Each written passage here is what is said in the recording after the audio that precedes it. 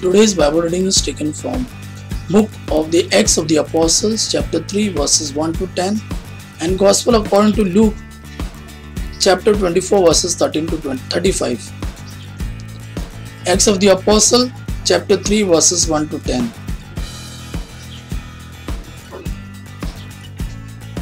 One day Peter and John were going up to temple at the time of prayer at 3 in the afternoon. Now a man crippled from birth was being carried to the temple gate called Beautiful, where he was put every day to beg from those going into temple courts. When he saw Peter and John about to enter, he asked them for money. Peter looked straight at him, as did John. Then Peter said, "Look at us." So the man gave them his attention, expecting to get something from them. Then Peter said, "Silver or gold I do not have, but I have what I give you.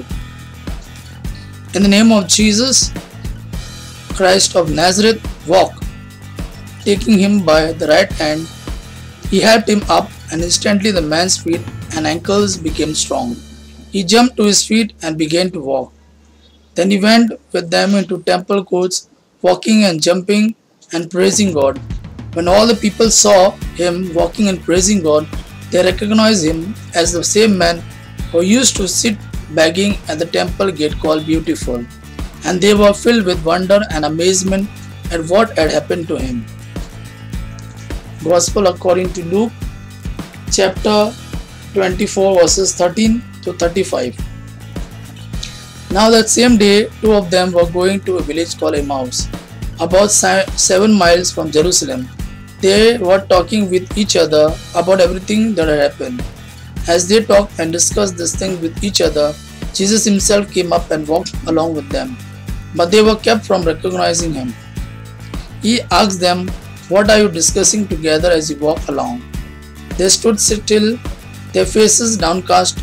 One of them, named Cleopas, asked him, "Are you only a visitor to Jerusalem and do not know the things that have happened there in these days?"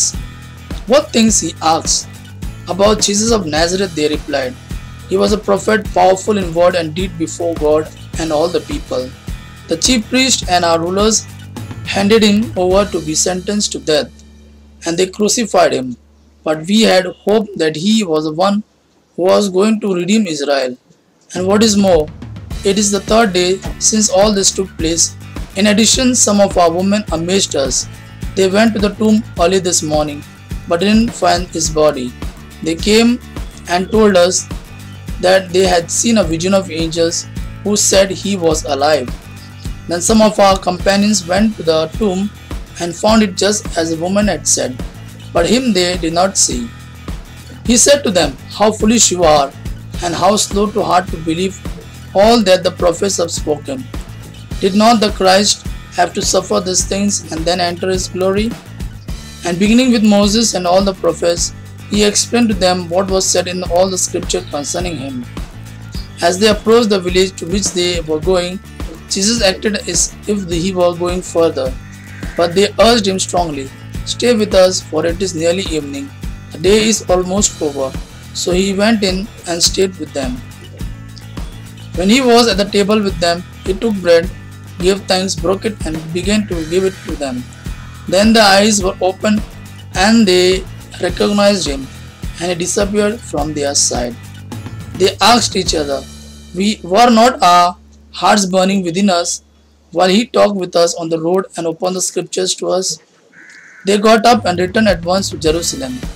There they found the 11 and those with them assembled together and saying, "It is true, the Lord has risen and has appeared to Simon."